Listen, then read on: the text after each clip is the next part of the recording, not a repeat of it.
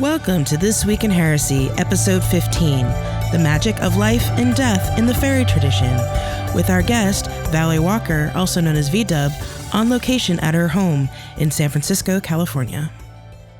Hi, V. Welcome to This Week in Heresy. Well, thank you. So, for the people that don't know who you are, can you talk a little about who you are and what you do in the pagan community? Okay. I'm VeeDub. Also, my civil name is Valerie Walker. So just by choosing my nom de Feri or whatever, you can tell that I'm not calling myself Moonlight and Roses or anything like that. It's just my initials.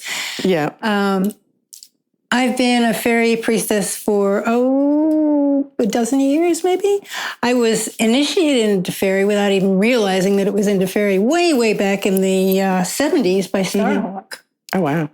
And I initiated a few people along the way, and then later on we all figured out, oh, we're fairies, duh. But I had to do a fair amount of research to figure out, okay, what the heck is this fairy stuff? Mm-hmm. And I got really interested in it. It's an interesting tradition. I'm really into it. I teach it distance. And in fact, I'm going to Brazil for the month of October and a bit of November to initiate several people in Brazil that I've been connecting with via Skype and Google Plus Hangouts for several years. Mm-hmm. And I suppose that this is where the heresy comes in because... Excellent. Okay, you're only supposed to get your Feri from somebody in person. Well, it seems to me that Skype or Google Plus, if you've actually got a connection, it hasn't broken down, that's just about as good as having somebody in the same room. Well, I think so too. I mean, you know, I've run into a lot of that too. Like, you can't do religion online, you can't do spirituality online, you can't do witchcraft online. I'm like, where else are you going to do it these days? You know, especially if people from all over want to come and talk to you about it.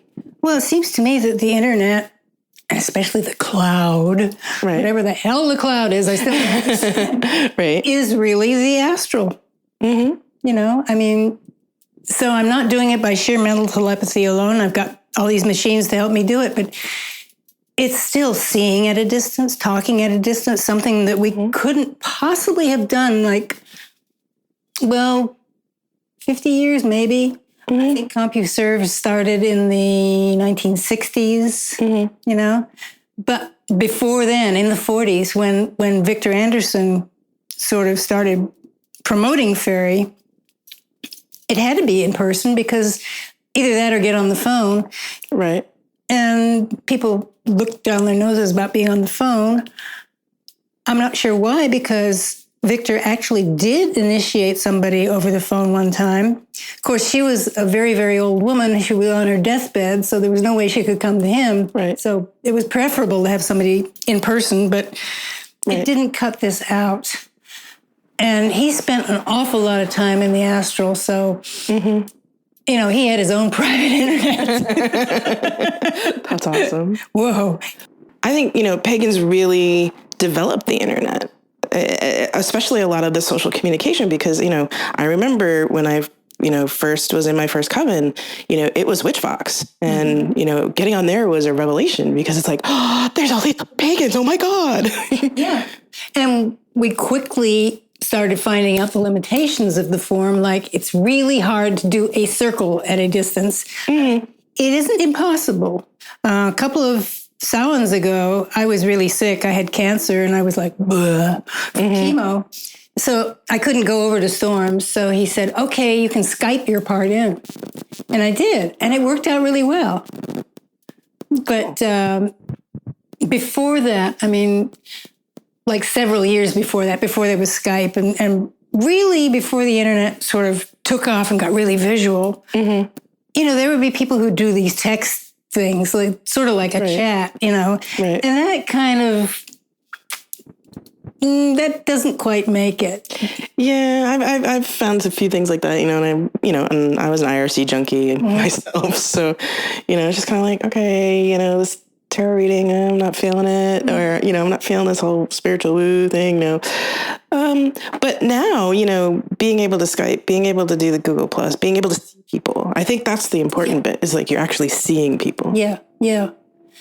And I have to tell you, though, it depends on what country you're talking to. Like True. Germany, pristine, pure, wonderful, never lose a connection. Mm-hmm. Brazil, not so much. Oh, yeah. Their telecom is kind of, yeah.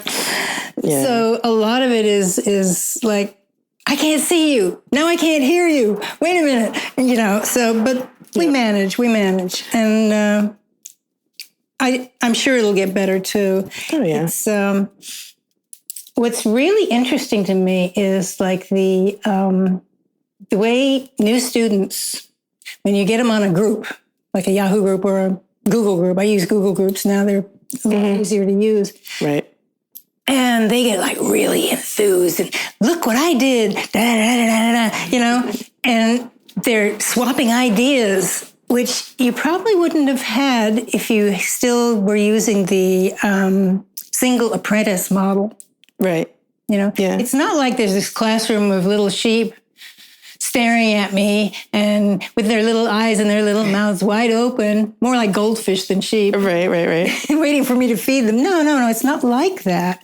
These people are like, they're taking off with each idea. I send out a lesson and then they run with it in all different directions, which is great. I love that. Yeah, I think it's cool too. And we also use technology even in our circles, because, we have no problem in our coven, using iPads and iPhones and stereo systems. Because, you might as well use it. It's a tool like any other things, like even Magick, right? Of course you can really mess yourself up. I remember one time I have this nice little, a bunch of nice little meditative things, sequences of music on my iPod. Mm-hmm. Okay? And I have this little iPod player that I can hit with the remote. The remote's kind of wonky.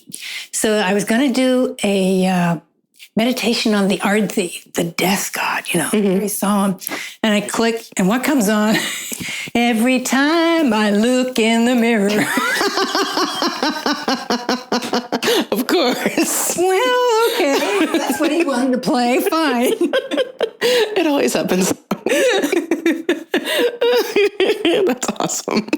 So I'm a little more, I don't use music for everything anymore. Well, we don't use it for everything either, but, one of our coven mates is doing her own cards, but she's using her iPhone because she hasn't finished them yet. Mm-hmm. And so she's using the iPhone to look things up with it as part of the divination process. Oh, that's cool. Yeah. So I know I have no problem with the technology in the circle, although I know there's been people that are like, you can't have even a watch in circle. Ah! That's such a romantic view, that everything has to look to the past all the time. Mm-hmm. This is the 21st century. It may not be the 21st century that I ordered, but it's the 21st century. Mm-hmm. And, we have these things in our lives. And they take up a lot of our time and our energy and our space, so we might as well incorporate them into our religion. If religion isn't part of our real lives, then what the hell's the point? Right. I totally It's not agree. something you go off to do completely removed from everybody and everything. Mm-hmm. That's the whole thing with Feri is, dealing with your own stuff. Mm-hmm. That's what it's supposed to be about, really. Some Wiccans are like devotional and some Wiccans are celebratory and, but I think Feri is different in that it's so inward directed. That's why fairies are such cantankerous sons of guns because we're busy looking at our own navels. But it's not just my navel, it's the navel of the universe. It's me as microcosm, Mm-hmm. Mm-hmm. And, if you don't think of yourself as being the center of the universe, then where the heck are you putting yourself? Mm-hmm. That's not just an ego thing. It's just like, here I am. I am the center of this particular universe. You are the center of that particular universe. Just because I'm the center of the universe doesn't mean I'm the only center of only universe around. Everybody's a universe. Yeah. And the idea of becoming aligned, your various parts, your souls. I like to do chakra work for that reason, because it's very reminiscent of the three souls, and it also divides the souls up nicely, so they stack them up and give them a good kind of chiropractic adjustment every day. Right. And, you need that, because things like in the paper, on TV, people we meet, just stuff that happens, whacks you just, oh man. And you get out of whack, you get out of alignment so easily, and you just have to stack it up again. Because if you're not aligned, you can't really do anything, because you're so busy concentrating on your misalignment is like having a slipped disc. Right. Or you don't realize you're misaligned and you get so caught up in everything and the drama. I mean, I know I do that. I try and remember, okay, grounded center, do some pillow work or whatever. It doesn't always happen, because, sometimes I really get caught up in everything that's happening right now, and it's like, But, when I do remember, it's like, okay, phew.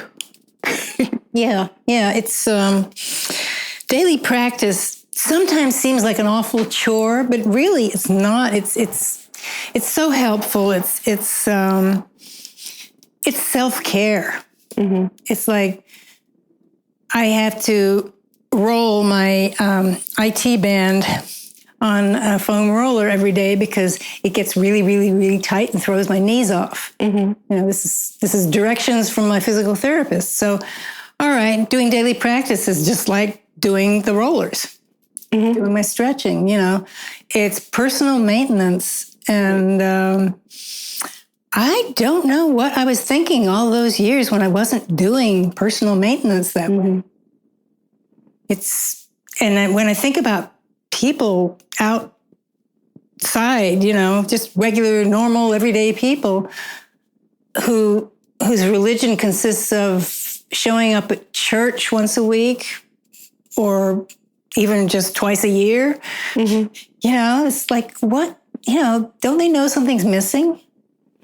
Yeah. And it also depends on the person too. Some people will think that a personal daily practice is a chore, or, some people might even be fine that their once a week is what they need. Yeah, I guess. I'm just sort of, I'm very self-centered. I can't see other people's views. It's all good. It just feels very unsatisfying to not have I hate to call it spiritual, but it is, the unbodied life as part of my bodied life all the time. If I don't do it for a couple of days, I feel really, ugh. Right. It's like not bathing for a couple of days. Right. Ew. I mean, I know I have, when I do my writing, I have my candles, and lately I've been lighting candles when I write, because I'm trying to write a novel and getting into that. And so that's become kind of a little bit of a daily practice, not every day, but most days. And I think the other thing too is that I think people assume that, if you're doing a daily practice and you forget, it's like the worst thing in the world. Nobody cares. Yeah. Nobody cares. It's for you. Like if I don't take a bath or brush my teeth for a day, it's not going to affect anybody but me. So, I can't make that rule. You have to do all of this every day. Because I find that if I do the same thing all the time every day, it becomes rote. So I have to switch it off and do things in a different order, maybe throw something else in, take something else out, just change it. Yeah, and sometimes things, that once worked don't work anymore. Yeah, that's true. Or you're trying to find something that really, that really fits. Because like I've been trying some personal practices that just weren't quite right. And so, I've been searching for certain things and trying to figure it out. Well, I find that if there's something that I really don't want to do, but I'm not aware that I don't want to do it, I won't remember it. I would just keep forgetting it. When I first got a script for a Feri circle from my second initiators, it's very fancy, and it's like, oh, nice. You can take like 2 hours to cast a circle if you really Right. Sorry, I don't have that kind of time.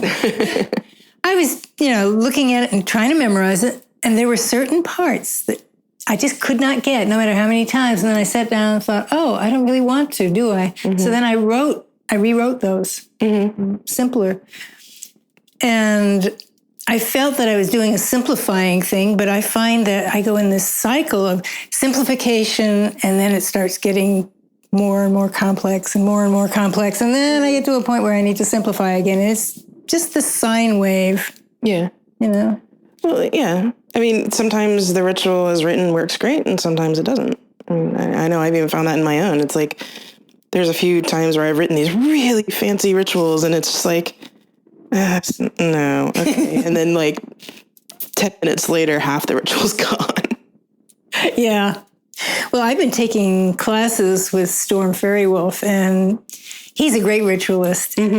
He's one of the more Baroque kind of ritualists. He writes really nice poetry, and I've memorized a couple of things, but I haven't managed to memorize all of it, because a lot of it is like, no, it's lovely and it's nice and it storms, but it's not mine. Yeah. There are only a few things that I can kind of I'm ganking this. This is mine now. Yeah, I mean, I've even done that, because when we started our coven, I used, for a while, I really stuck to the old scripts that I learned in my first coven with my first coven leader. And now it's most of what I use in ritual is a really bare bones version of that. And mostly the songs, because there's quarter songs that we use that I really love. But other than that, it changes up from day to day, week to week. Yeah, I remember, this is way, way back in the day. This was 1977. No, earlier than that. It was 1975. And I was working with, I joined Compost Coven that Starhawk headed up at the time. Right. And the rituals and the poetry and everything were really nice, but the tunes were just so lame.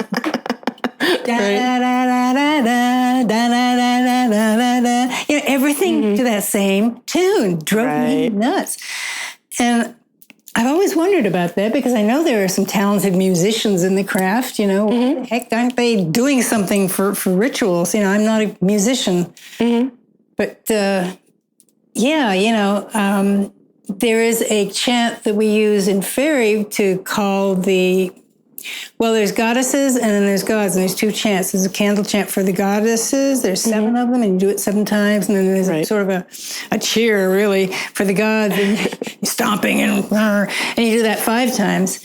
And the tune that I got for the candle chant goddesses was this dirge. And I'm like, no, if I'm calling goddesses, I don't want them to be all gloomy and dragging their feet in like they didn't want to be there. So I found another tune that worked for it. And several people in the Dust Bunnies have really good voices, so we sing it in harmony. And it's like, yeah, all right. Cool. It's nice when we get a nice piece of music to go.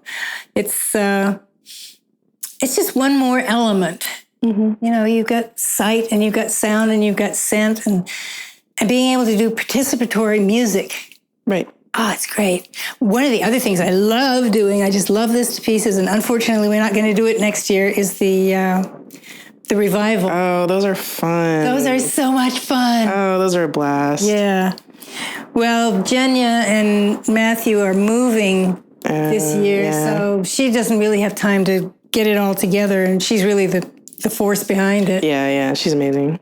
And she and Philip, man, they have written some amazing sermons. Kick-ass. I wasn't able to make last year's at PantheaCon, but I've been to previous ones and they've always been amazing. And the God and Goddess calls, and it's fantastic. It's so much fun. Rehearsing, rewriting hymns, which I just love, Last time we did Oh Happy Day, and we rewrote it. Lovely. And that was so much fun.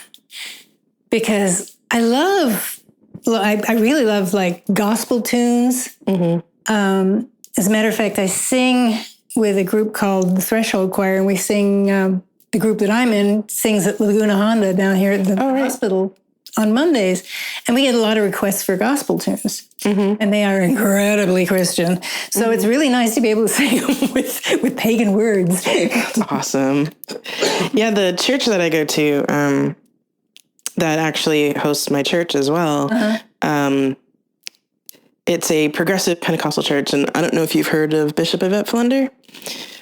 She's amazing, and I have links to the City of Refuge and everything. But their music is awesome. It's like going to a gospel concert every Sunday. And the best part is it's like very inclusive, very awesome. And so they have changed some of the things, but they've also kept some of the old ones intact, because, they know it from their grandmother's time and their ancestors' time. And there's nothing. I would love to be in a gospel choir, except that the theology is just all wrong. Yeah. I can't do that. Yeah. Yeah, and we're working on it though. We need better music in the craft. We definitely do. Yeah, I think that's one area I do agree with, and I know the spouse agrees with it too. So.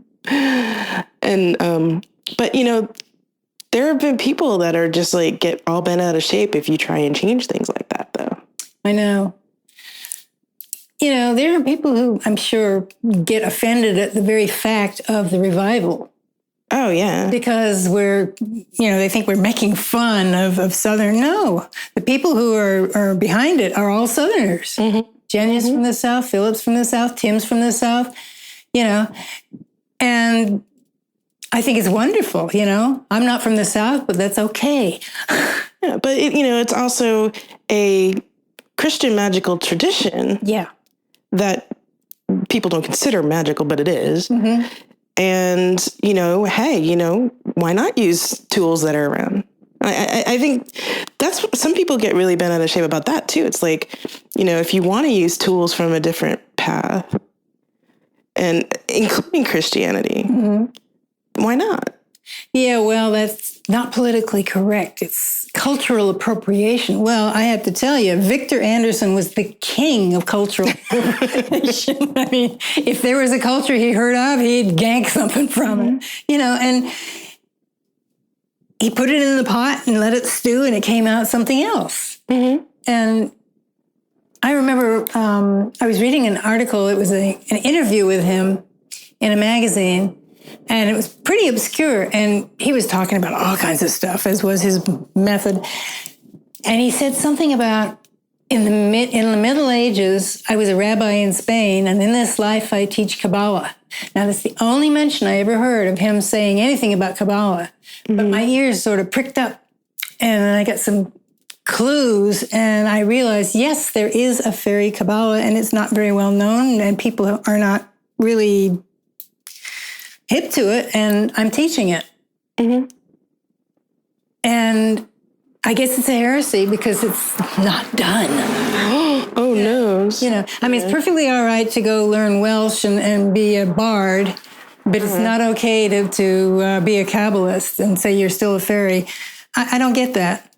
Well, I get that too. Yeah. Being Wiccan Christian, people are like, you can't be Wiccan and Christian. That's not right. And I get it on both sides. It's not just on the Christian side of things. Yeah. I've gotten it from the pagan community, and it's like, oh, you can't do that. And I was like, don't you know the magical roots in Christianity? I've studied the history. Have you? Yeah, it's amazing. When I think about the intellectual and spiritual history of Western Europe. Let's leave the East out of it for this because it's right. But just Western Europe alone. Yep. There are so many really bizarre things. Ceremonial magic. Oh yeah. Holy cow. Yeah. The Masons, for crying out loud. Right. Yeah, absolutely. Where did Gerald Gardner get a lot of his stuff? From the Masons. He stole a lot of their stuff. Yep. Just ganked it completely. And also a lot of fairly hidden stuff You know? Things that have been handed down in families and nobody knows about them. We don't know about them, but they're there. You know, I know personally one person who is a family tradition Selkie. Oh, wow. Yeah. And she doesn't talk about it a whole lot, but just enough to like, whoa, this is interesting stuff. But she can't talk about it too much because it's strictly for family. And okay, that's one person. I'm sure there are hundreds, thousands of other people, you know, and not just the people who are purposely keeping things secret because they're like oath-bound material. But it's just like, well, we keep this close, as Cora would say. Yeah. You know? Well, I mean, the way I've talked about it before myself is, you know, there's confidentiality and then there's secrecy. Yeah. And, you know, we tend, in our coven, we tend not to do the secrets thing. And, you know, and all our rituals are online and our initiations are online and, you know, we're very open about it. But, you know, I can understand why people would want to keep things close, you know, just because it's their tradition and they want to keep certain aspects of their tradition close. Yeah. The thing that bothers me a lot, not so much now, but it used to bother the hell out of me when it was happening more actively, or at least it was in my face more, are people, there's a certain brand of fairy who looks upon non-initiates who are just studying as mere eggs. They're just like a whole class, you know? And they can't know the secrets. Oh, God. Okay, I can see keeping the secrets, but that whole attitude of you're just an egg is bullshit. Yeah, I agree with you. I mean, there's no other word for it. It's awful. And that was my main split from that particular brand of fairy some time ago, because they were just, the non-initiates were either just feeling kind of like, what the hell's going on? Or they were like, oh, yes, I'm just an egg and I have to bow to you, you know? Yeah. And I don't like either of those. Neither do I. I think that, you know, if you're going to teach people, you have to respect them. You know, even if they don't know anything about what you're teaching, they've got a whole life experience going on. They've got all kinds of stuff they're bringing. And if a teacher can't learn from his or her students, then that teacher might as well pack it in. Yeah. I mean, that was my first coven exactly, because my teacher was very much like that. Like, if you're not initiated and you weren't initiated by another witch, then you aren't a real witch. And it's like, oh, please, that's crap. Yeah. No, I believe that there are uninitiated fairy practitioners. And it's perfectly great for people to do that if that's their thing, you know? I mean, not everybody has to be clergy. And yes, secrets, there are inner things that you tell to initiates only. But this doesn't mean that the people you don't tell them to are any worse or any less, you know? And they can be perfectly fine fairies. Yeah, absolutely. And, you know. Yeah. I mean, I know you got a lot of flack a few years ago about, I know, you knew it was coming. Yeah, you got a lot of flack for actually writing a book and then posting it online. Oh, yeah. Yeah, there were some fairies who wanted, they did not ask. They commanded me to take it offline and stop selling it. And, well, I'm not selling it. I'm giving it away for free. And take it away. No, it's out there. It's what I felt should be out there. There are no initiatory secrets in it.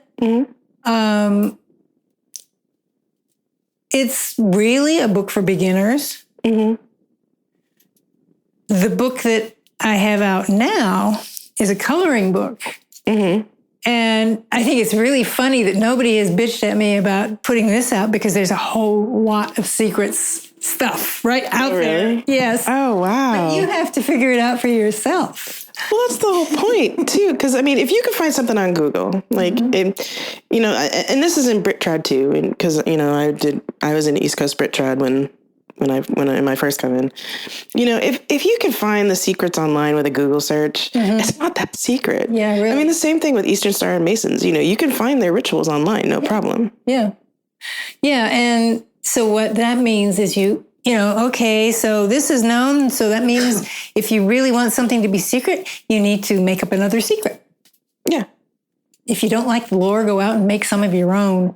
That's my motto. Right. But there's also a difference between practice of something and reading something online. Yeah. Because we found that, we have our rituals online. You can look at our first degree, second degree, and third degree rituals and, but it's a big difference when you're sitting at the threshold with somebody's knife at your throat. Oh, yeah. Yeah. You had to be there. It's true. It's very interesting to me that the printed word is... Well, when you think about the concept of letters making sounds in your head, it's kind of like, whoa, how did anybody ever figure this out? Yeah. But what it isn't and what it is in terms of what kind of knowledge it can give you. Right.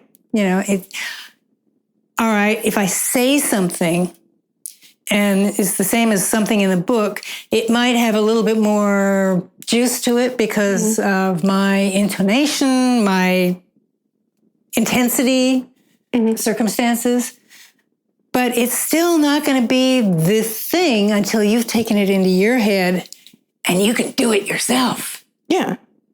It's all about doing it yourself. I mean, Absolutely. If it's not about doing it yourself, what the heck is it about? Yeah. Especially, like Victor's advice about, getting rid of your complexes. Well, this is a clear direction to me anyway, is that, okay, you need to be working on your own personal stuff. Right. Which means, first of all, you got to figure out what it is and how it's messing you up. Right.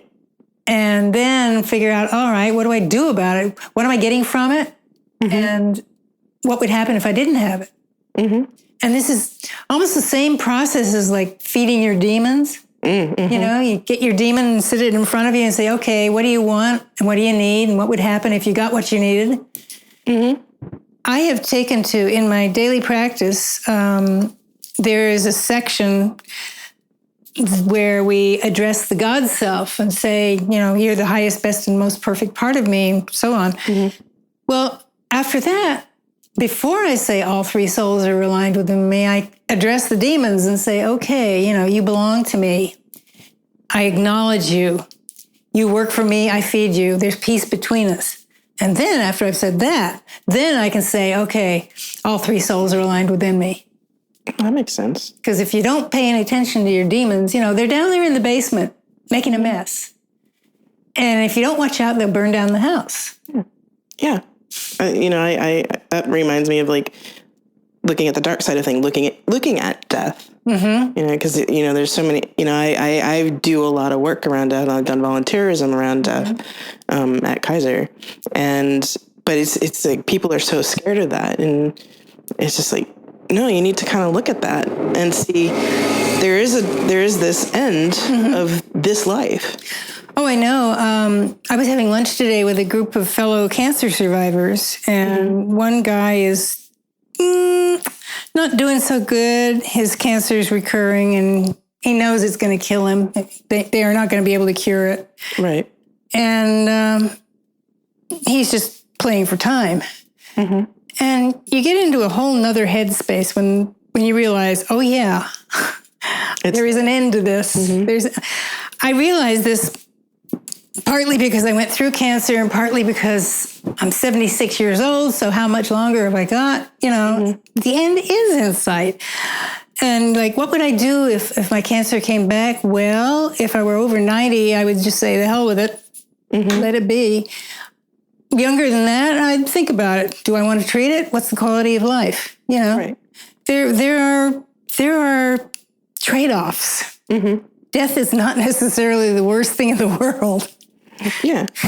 And, I was in Anna country. Anna is the goddess of aging and getting rid of stuff. And Arthi is the death god, and I'm hanging out with them now more and more. Right. And so that gives me a certain amount of perspective because a lot of my students are a lot younger than I am. And I don't have any children students. I would not know how to teach children. Right. I think Feri is something for grown-ups. Yeah. But, you know, people in their 20s, they're still kids. Yeah, absolutely. You know, they're really not quite fully formed. And it's like, all right, you know, how can you, plus you in your 20s and you who are in your 40s and you who are in your 60s, and you're all, you know, you're all getting the same lessons, but it's saying different things to you. Yeah. Which I think is fascinating.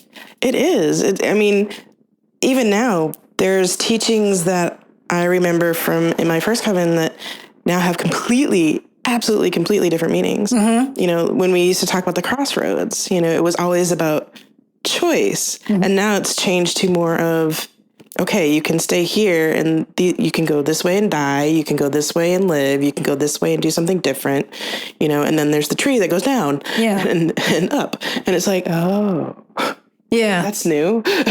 Yeah. You know, I'm the center of the universe, but this universe is not going to last forever. Mm-hmm. And the thought of like, what's it going to be after I die? Will I be conscious? I have no idea. Mm-hmm. I have no idea. All I know is that during the first part of life, when you're dealing with the Lemniscate gods, when you're a child, you deal with Nimue, the child goddess. Mm-hmm. When you're an adolescent, you deal with the blue god, who is really an adolescent, and you're figuring out who you are. Then you get a little older and you become Mari, and Mari has to be strong so she can nurture, because you can't nurture anybody out of position of weakness. Right. And all through that, you are acquiring qualities and things and allies. Mm-hmm. And then you get to the god, the Tyr, also known as Chrome. Mm-hmm. He's the mature man, and he's the first one who has to give things up, because he has to make a choice. And anytime you make a choice, you leave the other choice behind. Right. And from then on, it's all downhill. You're getting rid of stuff, you know? So it's another sine wave, one big sine wave through your life. And sometimes I think, well, maybe there's another sine wave after we die that goes in the reverse direction, but I don't know. I have no idea. I can't speak to that. And getting closer to it kind of freaks me out sometimes, because wonderful me, I'm not going to be in the world anymore. Good right. You know? But also it's like, okay, this is just the way things work. Mm-hmm. You know, I've had the upside, and now I'm starting to get rid of stuff. Right. You know, I'm going to move up to Portland, and I'm going to get rid of all that crap in my basement. Right. And it'll probably be quite a relief. Mm-hmm. Mm-hmm. Well, it reminds me, I was talking to my mom. I interviewed my mom a couple weeks ago, and we were talking about my great aunt's passing, because we were both present for it. And it was an experience that really solidified my vocation, but it also taught me a lot about what happens when you die, because she's a lot like you. You would have loved her. But she was very adamant she was going to die at home. It was like all written out will. You know, her will was really extensive, and she had written out her entire ceremony, like memorial service. Cool. She was pretty awesome. But what I found really interesting is that not only did everybody experience something different, but we all felt easier about the dying process because we witnessed her passing. Mm-hmm. Because, you know, the way I saw it was the goddess sat there and held her hand and showed her face to my aunt, and my aunt passed. And, you know, I couldn't see what was beyond where the ancestors were, because I saw it in my mind's eye. But I knew it was okay. Mm-hmm. I knew going there, it wasn't going to be so bad. Mm-hmm. You know, the process of dying might suck, but, you know, what's on the other side isn't so bad. Well, you know, at Laguna Honda, occasionally we sing for somebody who has just died. I mean, just in the last hour or so, before they come and take them away. And you can feel their presence in the room for like about a half hour. Yeah. You know, like they're kind of like bumping around going, where the hell am I? Oh, where am I supposed to go now? I've felt that at Kaiser. I used to work with the No One Dies Alone program. And there's a few people that have passed. Yeah, so we sing to people, and I rather like that. It feels like that's what the whole singing thing is about. I mean, when you're singing to somebody who's not in the active part of dying, they're just sort of a patient there. a lot of it is entertainment and it's a lot of fun, you know. I mean, we take requests, you know. But when you're singing to someone who has just died, and we usually sing Amazing Grace because that's the one that gets most of the relatives want that. Yeah. So that's sort of our go-to. And there's just, you know, I don't really believe in the message of the song that, you know, that we're going to heaven and see God. I don't think that's quite what it is, but I don't know what it is. But anyway, it's like a nice, reassuring song for them. And if any of their relatives are around, it really comforts them. Right. But it feels like when we're singing for someone who has just died, that is when it's a sacred act. Absolutely. Yeah. Singing for someone who's just sick is just kind of like we're making them feel better. Yeah. But I think any type of singing visual, anything where you're witnessing the passing of somebody is a very sacred moment.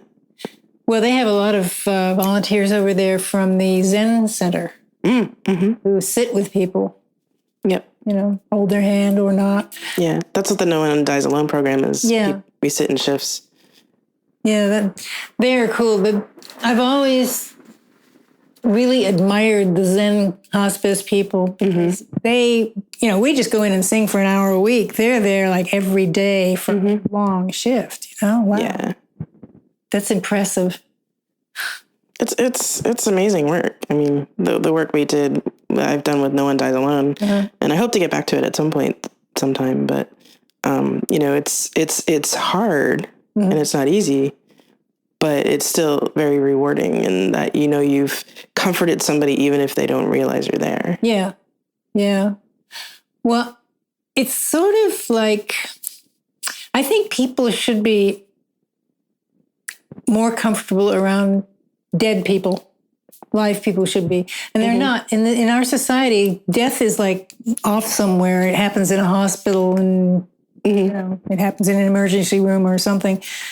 And usually, it's not like the Victorians were like really into death. I mean, they enjoyed death so much. Right. They'd have like these wonderful deathbed scenes, and they'd wear mourning for a year, and you know, they'd make brooches out of the dead person's hair and like the whole 9 yards.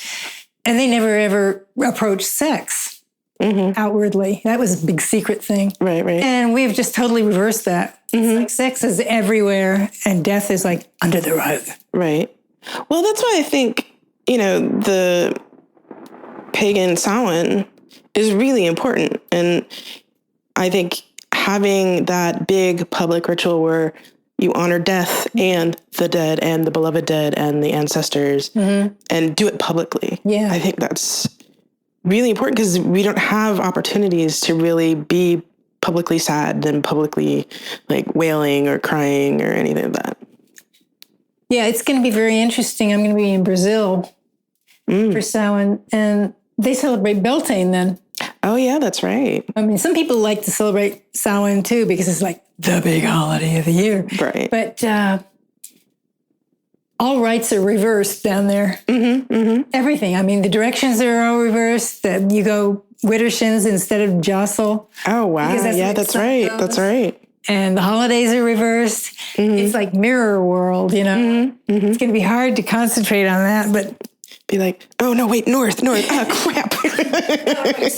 You start out south. That's right. Okay. Got it wrong again. Crap. Yeah, it's very reassuring, actually, to know that whatever we're doing, somebody on the other side of the world is doing the opposite. So it's all in balance. That is cool. I love the fact that there's balance. I think balance is like the most important thing in the universe. Oh, yeah, I agree. I mean, just...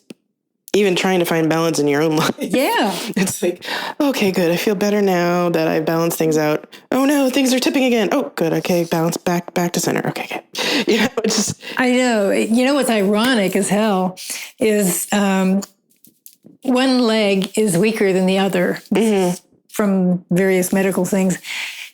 And I have a really hard time balancing.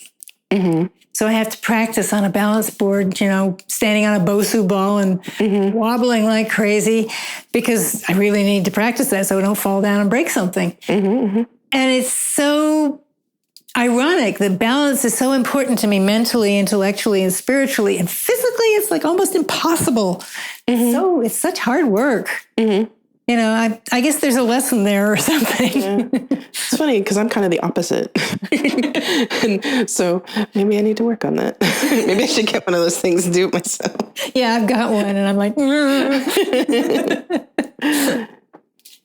yeah, you know, having cancer was a big event in my life. I'm fine now. I'm in remission. Yay. If I, you know, when I see my oncologist in December, if I'm good, then I don't have to see him for another year. Oh, wow. You know, I'm in remission.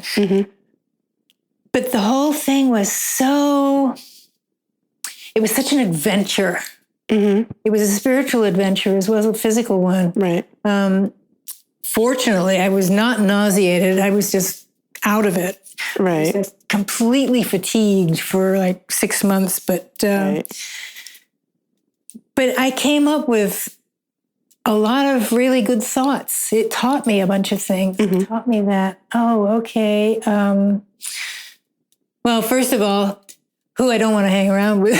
Right. Because they said, why do you think you asked this into your life? You know, no, that's somebody I don't want to be around. Yeah. No. That could be another whole interview about that line. God. Yeah, that was. And then realizing that there were a lot of people who were really working hard on my behalf and on the behalf of all other cancer patients. And then there's a big camaraderie. I go to exercise classes twice a week with other cancer patients, and it's a community. It really is. Yeah. And, you know, people are in all different shape. You know, some people are like in active treatment. Some people are just fine. Some people are like, And we all kind of know that we are, well, the way that Storm described it, this was really cool because I was talking to him about the blue god who is a twin. He has a twin, Lemba, who's the green god. Lemba is a snake. And Storm said, well, you know, Lemba is the god of the poison which healed. And I'm like, okay, that's chemo, the poison that heals. You know, you have to be, it was a shamanic journey. You know, I died, I got torn apart, I got put back together, I came back. That's the shamanic journey. Absolutely. And that changes everything. It's really hard to describe how it changed things, but I really got to talk to my demons. That makes sense. And told them, hey, you're working for me now. And I knew that that was true. Before, I wouldn't have had the nerve to think that. And so now, you know, whenever I'm afraid of something, I have to tell myself, hey, girl, you survived cancer. What the fuck? Right. You know? Absolutely. It's, if it weren't such a real pain, I would recommend it for everybody. No, I think it would be very handy, very useful for anyone's spiritual progress to go through something major. It doesn't have to be a big health thing, but yeah. I mean, I know, like I mentioned about my first coven, you know, that ended in really badly because my first coven leader was abusive. So, you know, that really, it had a similar process, you know, where I had to really confront the darkest parts of Magick and goddess and, you know, and going through hating the goddess for a while and then, and talking to those bits and being like, you don't rule me. Yeah. And, you know, it's, you know, it's still a process, but it was really good for me to really sit with that and be like, okay, who am I now? And what are these things? And what do I do with them? Yeah. What do these things mean and who do they serve? Exactly. The question you've always got to ask. All the time. Yeah. If it doesn't get asked, then nothing happens. Maybe that's what daily practice is about. Yeah. Saying to yourself, okay, what are these things? And who do they serve? And maybe being able to take it in smaller chunks. Yeah. Instead of trying to confront it all at once when there's a crisis going on. Yeah. Yeah. Yay, spirit. Always good. Always good, yeah. So I've asked this of a few people, but what do you think is the future of the pagan movement and witchcraft and fairy? And I think we're going to carry on. I don't think we're ever going to be in the majority, but I think we're going to be a nice, big, feisty minority. Right, absolutely. If we can keep from strangling each other. Yeah. I mean, we really do. We're sort of like the Peshmerga and the Iraqi army and all. They've got to get their shit together. Right. So, you can be a feisty fairy or Christo pagan or whatever. But if you don't communicate with your fellow pagans, you lose a lot of strength. Yeah, I think so too. I mean, that's part of what This Week in Heresy is about, because I want to be able to have both sides of my practice talk to each other and like talk within each other too. So, intra and inter communication. Because, fighting is pointless to me. Yeah. It's a waste of energy. Well, there was a very well publicized fairy split. So there's still fairies that aren't talking to other fairies, and it's okay, you want to go under the mound, go under the mound. I don't care. But those of us who are not under the mound should really be talking to anybody who will listen, and listening to anybody who will talk. Yeah. Well, like I said, that's the point of This Week in Heresy. Yeah. That's why I wanted to interview you. Yeah. So, besides the fact that you're awesome. Oh. Yeah, I think that it will be a very vocal and visible minority. And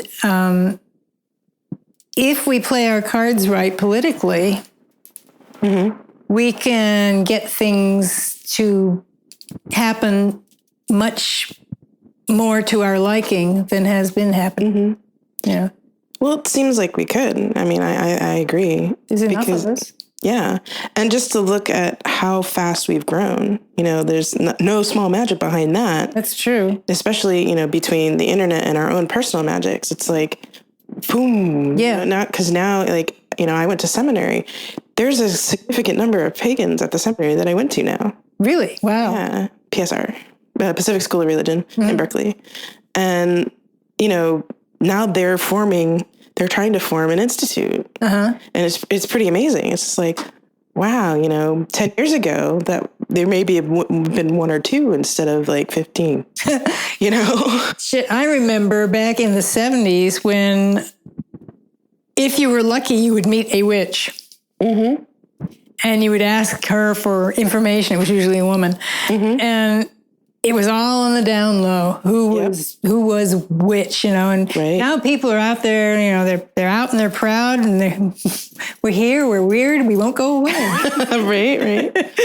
Well, I think even in 98 when I started on my journey in witchcraft, it was still, it was a little more because of the internet, and we had Witchvox starting, and then, and like a few years later, Pagan Pride Day started, but it was still kind of like, oh my God, you're a pagan. Awesome. You too? Awesome. And it's just, whoa, I met another pagan. Yeah. Oh yeah. It's, it's amazing to me just how fast it's come. Yeah. I feel like like John McCain, hey, you kids get off my lawn. We had it really hard when I was a girl, when I was a young witch. But there are reasons for that. Yeah. So. Yeah. Oh, I think it's going to be easier. But the battles that pagans are going to have to fight are going to be harder. Yeah. Because we're talking like the end of the world. Right. That's something we didn't really think we had to deal with. But if we don't deal with it, who's going to? Absolutely. And not just the end of the physical world, but, keeping us from ending our own pagan world. Because, seeing a lot of the arguments and stuff, it's like, no. We need to not waste energy on this stuff. We need to focus on keeping us together. Yeah. But I think that's a hard thing for any kind of progressive movement. It's annoying. It's annoying. So we are out of time. Okay. Thank you so much for agreeing to have an interview with me. Well, thank you for asking me. You're awesome. And if people would like to get in touch with you, what's the best way to do so? Okay, they can email me at v.weatherwax, like Granny Weatherwax, at gmail.com. Mm-hmm. Or look for me on Facebook. I'm VeeDub, 2 words. Right. They may make me change that, but... Yeah, that's another whole episode. Anyway. Right. All right. And any particular websites either too, or just... Yes. I have a website. It's wiggage.com, WIGGAGE.com. And if you go there and look for the witchcraft area and the fairy area, you'll find some interesting stuff. Awesome. Well, we'll have that all in the show notes. And that way people can talk to you and say hello. And if there's any comments on the show notes, I'll let you know. Okay, great. Right. Thanks, V. Thank you. I'd like to thank V for joining us this week. As always, if you have comments, questions, or would like to read the show notes, you can go to thisweekinheresy.com. There you can also subscribe to the show via iTunes or the Stitcher app, join our forums, or follow us on Twitter at TWIH Podcast. Thank you very much for listening, and we'll see you next time.